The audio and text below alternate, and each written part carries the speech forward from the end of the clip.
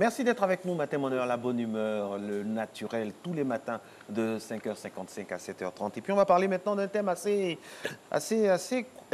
intéressant, hein, comme tous les thèmes d'ailleurs, les actes d'incivisme sur le matériel de propriété installé par les opérateurs dans les communes du district d'Abidjan. Nous sommes toujours en train, on se plaint toujours du fait qu'Abidjan n'est pas propre, mais quand le gouvernement, à travers des structures, entreprend bien sûr des efforts, il faut vraiment respecter cela. Et accompagner. Voilà, et accompagner cela par des actes de civisme. C'est à ce prix-là et à ce prix seul qu'on aura vraiment Abidjan joli, propre, comme par exemple, regardez ce plateau de télévision. Monsieur Dosso est avec nous. Avec lui, nous allons parler, bien sûr, de l'ANAGED, sous-directeur de la communication. Si on n'a pas de jingle, on va directement avec lui, ou sinon, on y va. Pas de jingle? Mais on reste sur le plateau, il est déjà bien installé. Bonjour à vous, monsieur Dosso. Oui, bonjour. Bienvenue. Merci. C'est votre première? Oui, la Matin Bonheur. Ah d'accord, mais ici on est en famille, donc vous faites partie de cette famille-là.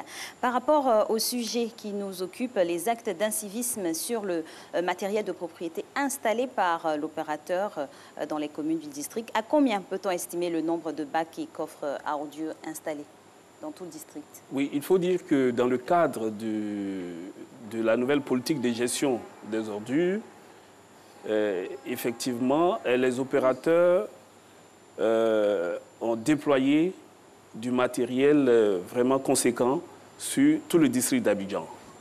Et c'est ainsi que nous avons, pour parler de chiffres, 3089 coffres. Et quand on parle de coffres, je vais dire aux téléspectateurs, c'est ce réceptacle qui a l'air de ressembler à un conteneur, mais ouvert. Ouvert, ok. Voilà. Et on a 3089. Voilà, 389 coffres. Okay. 389. Voilà. Et en termes de corbeilles, nous en avons 1660. En termes de corbeilles, les corbeilles sont censées recueillir donc les déchets de poche, tout ce qui est petits déchets. Papier mouchoir. Et autres. La précision est importante. Et nous avons 2221 bacs. Donc disons des poubelles, hein, des poubelles presque grandeur nature que nous constatons. Et il faut dire que nos opérateurs qui sont Ecotissa, que vous connaissez, Eco et Bioni, en ont installé suffisamment sur tout le district d'Abidjan. Et ce processus-là continue. Alors, M. Dosso, à voir un peu la nomenclature que vous venez de donner, à savoir 1660 corbeilles, 389 coffres et 2221 bacs, on sait concrètement que le rôle de ces équipements nous amène à y jeter pas n'importe quel type d'ordure. Il faut dire que ces bacs et ces coffres doivent recevoir que des déchets solides. Okay. Parce que la ménagère peut avoir des déchets liquides à la maison. Donc, les déchets liquides ne doivent pas être déversés dans ces coffres ou dans ces bacs. Ce sont des déchets solides.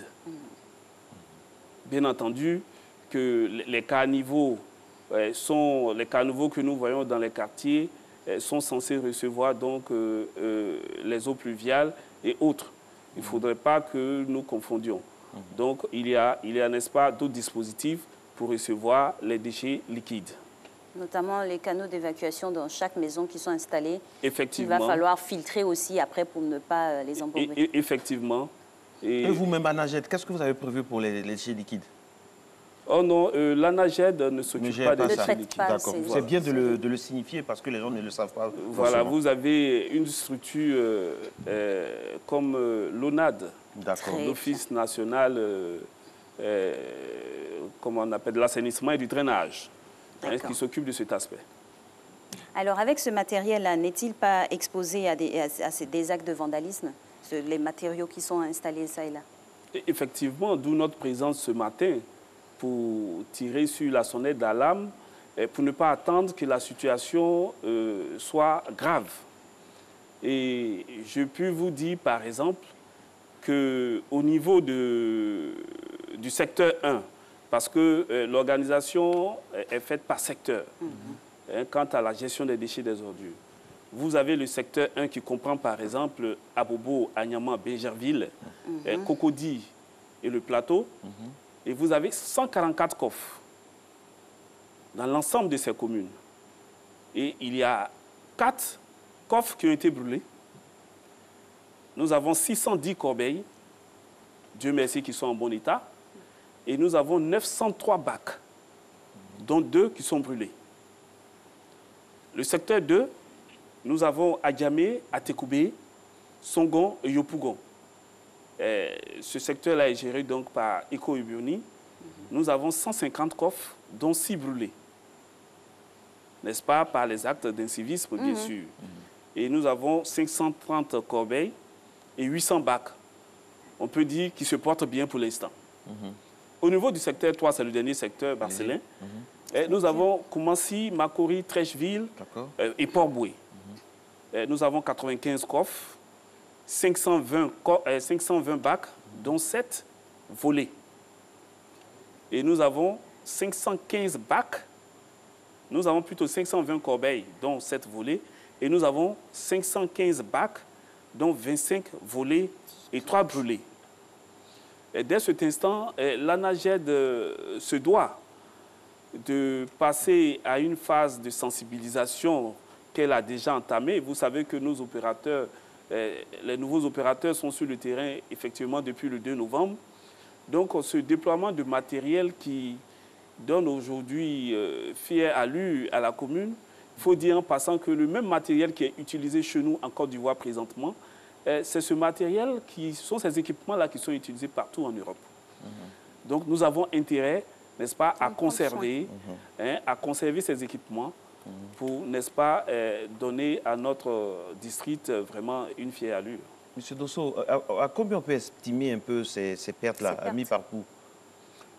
À mi-parcours, si, au niveau du district d'Abidjan, nous avons, sur 389 coffres, nous avons 10 coffres qui ont été brûlés. Sur 1660 coffres, nous avons 7 qui ont été volés. Et sur 2221 bacs, nous avons 25 qui ont été volés. Vous avez des pistes pour savoir où c'est les enquêtes volés? Est-ce qu'il y a des enquêtes en cours? Aussi. Parce qu'on m'a dit que vous avez une brigade aussi, tout ça. Si, nous avons une brigade de la salubrité qui d'ailleurs a eu à interpeller, n'est-ce pas, un voyageur dans une gare routière, notamment dans la commune d'Adjamé. Et un bac devait partir pour Boaké. Dis donc. Et grâce à la compétence de nos services, nous avons pu, n'est-ce pas, saisir ce bac. Soit dit en passant que le propriétaire du bac s'était déjà rendu à Boaké. Donc il attendait... Le propriétaire, voilà. L'auteur de ce crime, justement. Oui. Justement, propriétaire en guillemets.